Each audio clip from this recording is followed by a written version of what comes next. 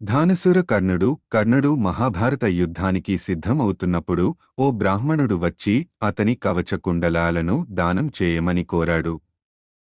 కర్ణుడు ఎలాంటి సందేహం లేకుండా తన శరీరాన్ని తానే కోయించుకొని రక్తంతో తడిసిన కవచాన్ని అందించాడు. ఆ బ్రాహ్మణుడు వాస్తవానికి దేవేంద్రుడు. అర్జునుడిని రక్షించడానికి ఇలా పరీక్షించాడు. కాని కర్ణుడు ధర్మాన్ని వదలకుండా దానం చేశాడు. దేవేంద్రుడు కర్ణుని ఉదారతకు ముగ్ధుడై ఒక దివ్య అస్త్రాన్ని వరంగా ఇచ్చాడు.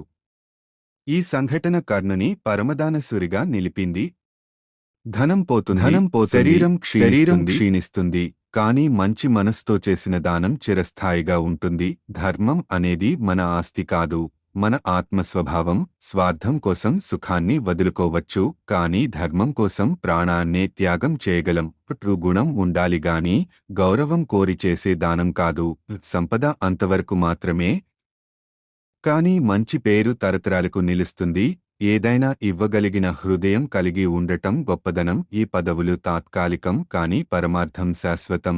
ఇవి కర్ణుని జీవితం అందించే గొప్ప పాఠాలు. ఇలాంటి అద్భుతమైన ధర్మ కథల కోసం మా ఛానల్కి సబ్స్క్రైబ్ చేయండి.